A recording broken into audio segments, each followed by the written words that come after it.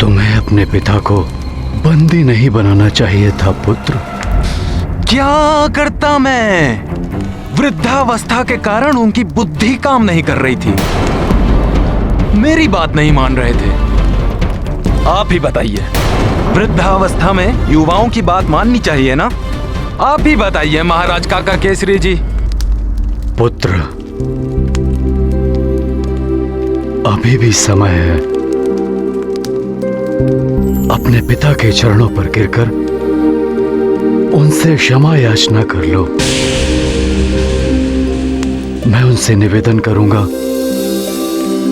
कि वे तुम्हें क्षमा कर दें।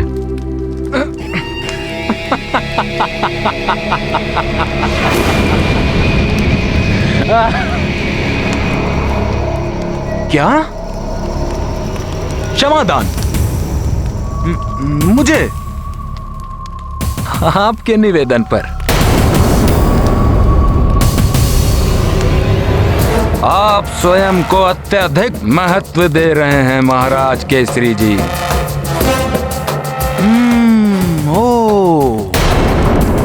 मैं जानता हूं क्यों। क्योंकि आपका पुत्र हनुमान को चमत्कार दिखा सकता है। आपको मेरे पिता से अत्यंत प्रेम है ना? ठीक है भैया, क्या आशा है आपका? रहने दो पुत्र सुग्रीव। जब परिवार के बालक पथभ्रष्ट हो जाएं, तो बड़ों का कर्तव्य है कि उन्हें उचित मार्ग पर ले आए। बहुत घमंड है ना तुम्हें पुत्र वाली अपनी वीरता पर। तो आओ, मेरे साथ द्वंद्व युद्ध करके अपने सामर्थ्य को सिद्ध करो, मुझे पराजित करके। ये क्या? कहीं इस युद्ध से कुछ अनिष्ट ना हो जाए। नागभूषण! नागभूषण! तुम लोग शीघ्र ही इन्हें यहां से लेकर जाओ। मैं इस वानर बालक को संभाल लूंगा।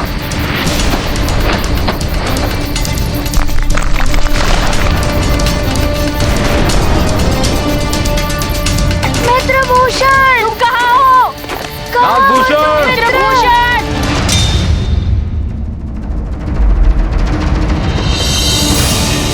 मुझे क्षमा कर दे पिताश्री। आपके प्राण रक्षा हेतु मुझे इतना बड़ा छल करने पर बाध्य होना पड़ा। मुझे क्षमा कर दे। छोड़ दो मुझे, छोड़ दो, छोड़ो दुष्टों, छोड़ दो।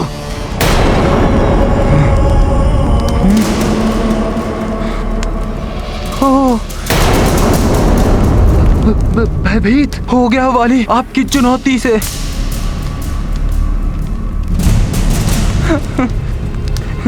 देखिए कैसे भय के कारण कंपन हो रहा है मेरे शरीर में। काका केसरी, आप तो पलक झपकते ही वाली से पराजित हो जाएंगे। अभी उसके पश्चात शीघ्र ही उस दिव्य पंख को प्राप्त कर पराजित करेगा वाली आपके पुत्र हनुमान को।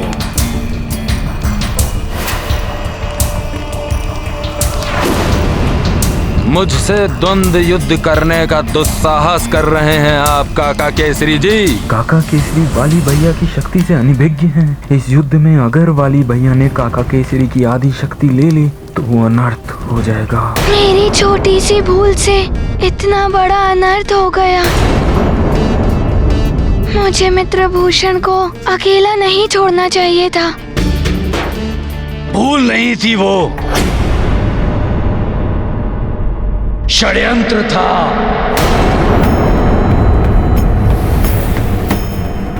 वो नाग बालक स्वेच्छा से गया है, अन्यथा इतने प्रयासों के पश्चात हम उसे अवश्य ढूंढ लेते। जब मैंने अपना संदेह व्यक्त किया था तब किसी ने मेरे ऊपर विश्वास नहीं किया। तो आप भी उत्तर दीजिए, यदि उस नाग बालक के यहाँ आने का कोई अभिप्राय नहीं था तो वो कहाँ चला गया?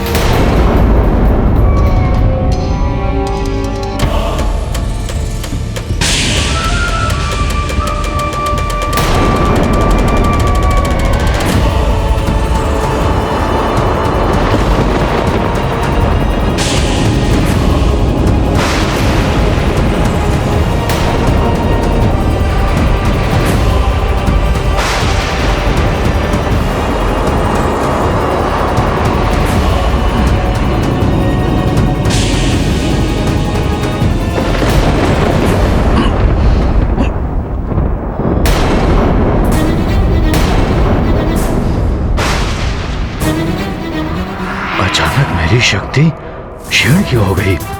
काका केसरी, यहाँ आप वाली की शक्ति से अपने आप को बचा नहीं पाएंगे और वहाँ गरुण राज्य में आपका पुत्र हनुमान मेघासुर के षड्यंत्र से बच नहीं पाएगा। सेनापति चित्रकेतु, आपको किसी पर निराधार आरोप लगाने का कोई अधिकार नहीं है। महाराज, आपको तो ज्ञात है कि हमारी सुरक्षा व्यवस्था कितनी सुदृढ़ है। हमारा दुर्ग अभेद्य है। मेरी आज्ञा के बिना हमारे दुर्ग की सीमाओं को कोई नहीं लांघ सकता। तो वो नाग बालक कहां चला गया? शांति प्रस्ताव। उस नाग बालक का हमारे यहाँ अतिथि बनकर रहना और रात्रि के अंधकार में विलीन हो जाना एक महाषड्यंत्र का संकेत है। सेनापति चित्रकेतु, आप शांत रहिए। आप मुझे शांत कर रहे हैं महाराज, किंतु आप स्वयं विचार कीजिए, वो कौन सी वस्तु है जो नाग हमसे प्राप्त करना चाहते हैं? हमारे पास ऐसा क्या है जो हमें उन नागों से अधिक बलवान बनाता है? हमारी नाग विद्या हमारे उड़ान का रहस्य है। ये पंख चाहते हैं दुष्ट।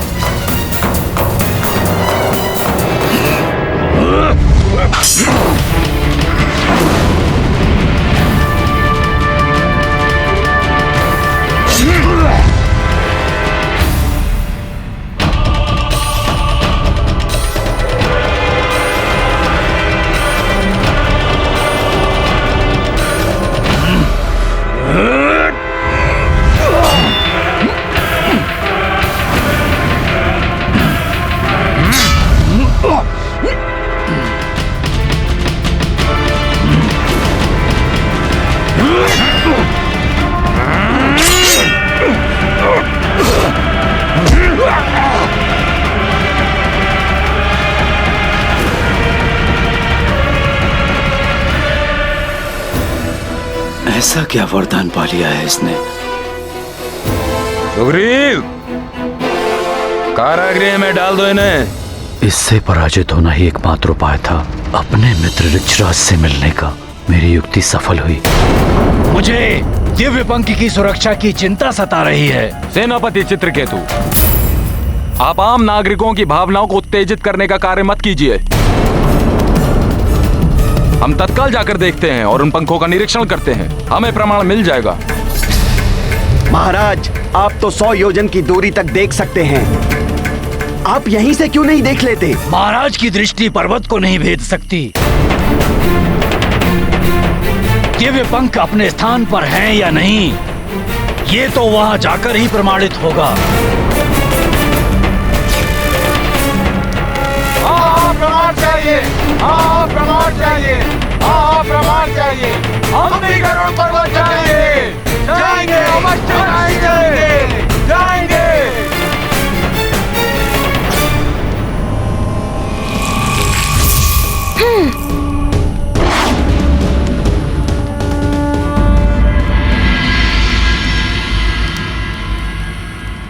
मुझे अपने पुत्र पर बहुत गर्व था।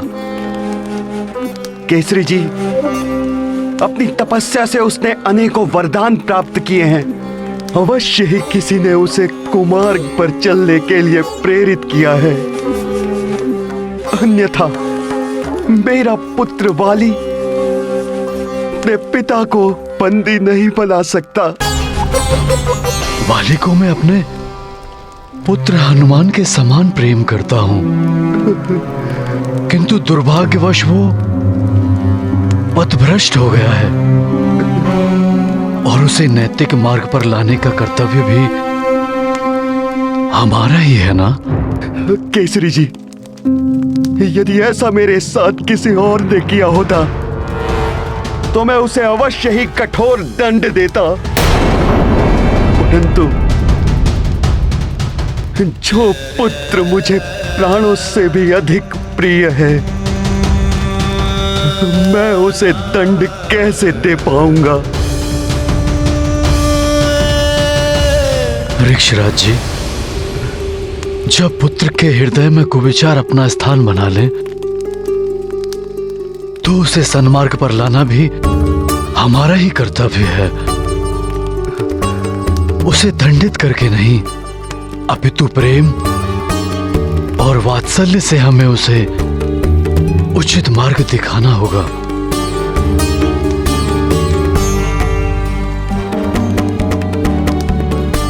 जिसके लिए हमें इस बंदी गृह से निकलना होगा।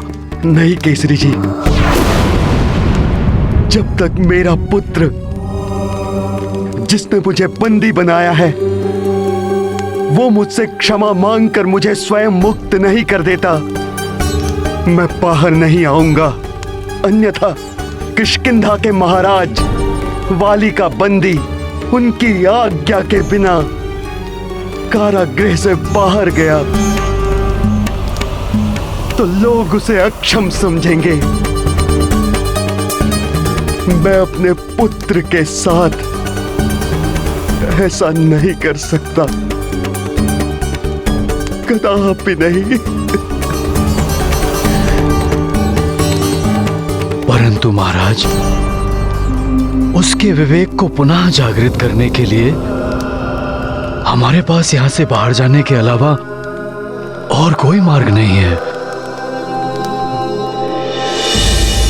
दुष्विचार, हीन भावना, असुरक्षा की भावना अथवा लोभ के कारण संतान पथ भ्रष्ट हो सकती है।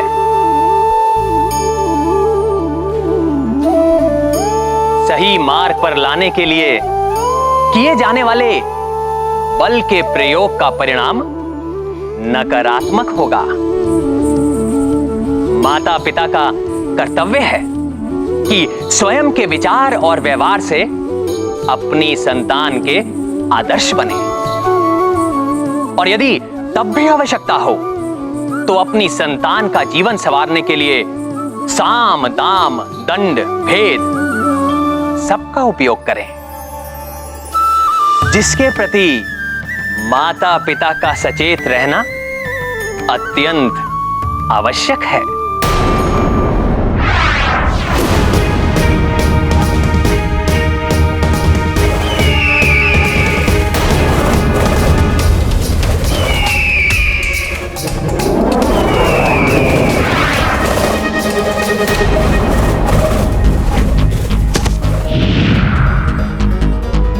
ये कैसा अनर्थ है?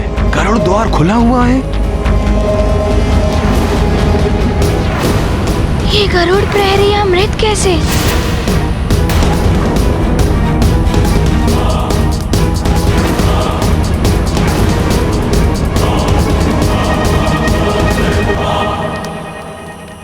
यहाँ के प्रहरी भी हताहत हैं। ये कैसे संभव है? मुझे जिसकी आशंका थी वही हुआ।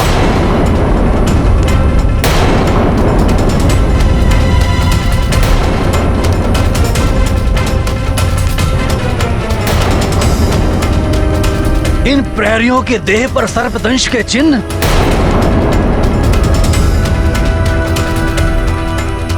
और ये वस्तु नागभूषण के शरीर का आभूषण यहां पड़ा है।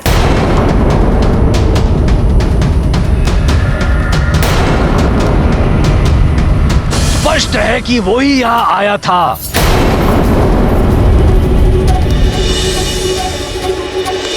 इस आभूषण को तो मैंने मित्रभूषण के शरीर पर देखा था, ये यहाँ कैसे आया?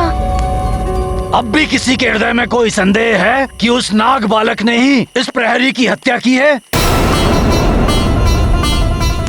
नहीं, हमें कोई संदेह नहीं है। नहीं, हमें कोई संदेह नहीं।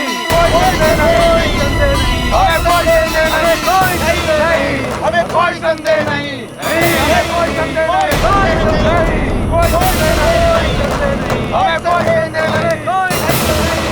मित्रभूषण कभी ऐसा नहीं कर सकता, परंतु किसका षड्यंत्र है ये, और भूषण कहाँ है? सदियों से मेरा परिवार गरुड़ राज्य के गरुड़ दुर्ग की रक्षा करता आया है। खग विद्या, रहस्य और दिव्य पंख की रक्षा का मेरा दायित्व आज भंग हो गया। मैं अभागा जीवित क्यों रहूं? मैं अभी अपने जीवन का अंत कर लेता हूँ। रुक जाइए सेनापति सेनापति चित्रकेतु। चित्रकेतु जी। ये समय विलाप करने का नहीं है। हमें सर्वप्रथम अंदर जाकर देखना चाहिए कि दिव्य पंख अपनी जगह है या नहीं। हमें भीतर जाना चाहिए। हमें भीतर जाना चाहिए। हमें भीतर जाना चाहिए। हमें भीतर जाना चाहिए। हमें भीतर जाना चाहिए।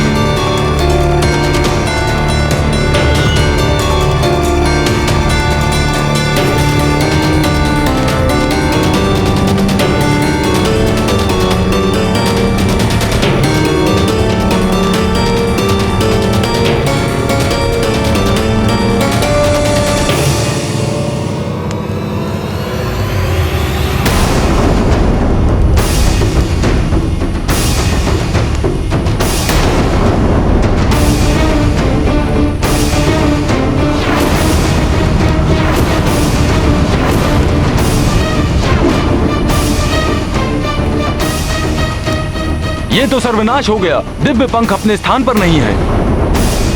केवल दिव्य पंख ही नहीं महाराज, खग विद्या मंत्र और रक्षक आचार्य भी नहीं है। कहाँ गया फिर दिव्य पंख?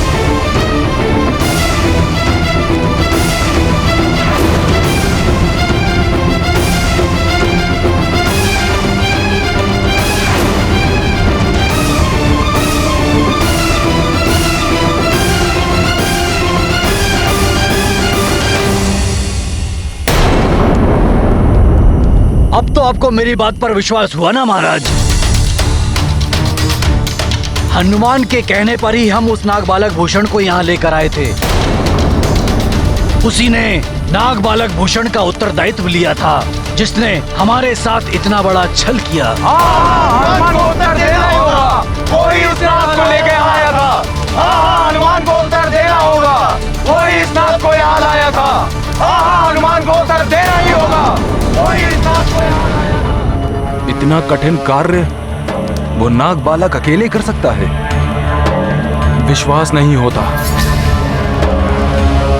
परंतु ये द्वार तो मेरे पंख के संकेत से खुलता है, तो नागभूषण के पास मेरा पंख कहां से आया? महाराज, जितने समय वो गरुड़ राज्य में रहा, आपका पंख पाने के लिए वह समय पर्याप्त था।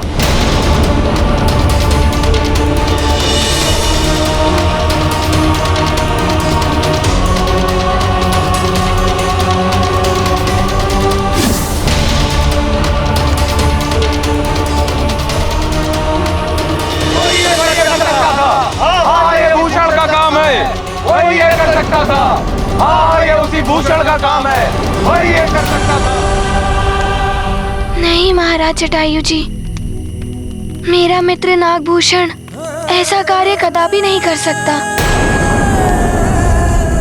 ये अवश्य किसी और का षड्यंत्र है। और किसी का नहीं हनुमान, यह तुम्हारा ही षड्यंत्र है। बालक भूषण संकट में है ये कहकर तुमने हम सबको भ्रमित कर दिया, और वो नाग बालक हमारे दिव्य पंख पाने की अपनी गुप्त योजना को पूर्ण कर रहा था।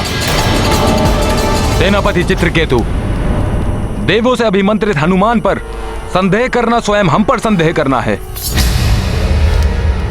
हनुमान, हमारे दिव्य पंख हमारे अनंत काल से धरोहर है। उसका चोरी हो जाना हम गरुड़ों के लिए संकट है। हम गरुड़ों पर महासंकट छाया हुआ है। हनुमान, हमारी दिव्य शक्ति धीरे धीरे क्षीण हो जाएगी। यदि अब हमें कोई बचा सकता है तो वो है संकट मोचन हनुमान। महाराज, इस संकट की घड़ी में सारी परिस्थितियां हनुमान के विपरीत हैं, और इसमें आपने मुझ पर विश्वास जताया है। आपका ये विश्वास टूटने नहीं देगा हनुमान। कब होगा ये हनुमान? उस दिव्य पंख के बिना हमारे उड़ने की शक्ति क्षीण होने लगेगी। निर्बल होने लगेंगे शीघ्र ही हम सब।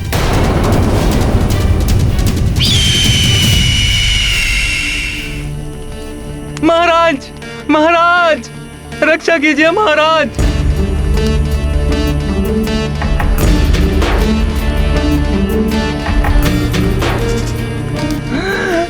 कीजिए महाराज।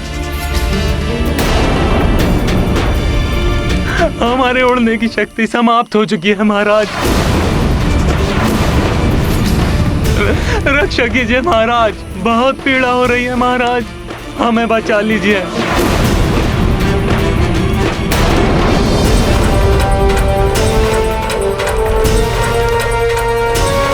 महाराज बहुत पीड़ा हो रही है हमारे पंखों में, हमें बचाइए महाराज।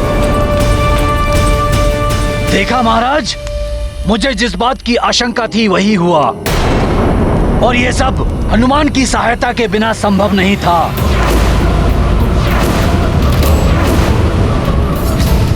समस्त स्थितियों के लिए चित्रकेतु जी मुझ पर ही दोषारोपण कर रहे हैं। स्वयं को दोष मुक्त करना ही होगा।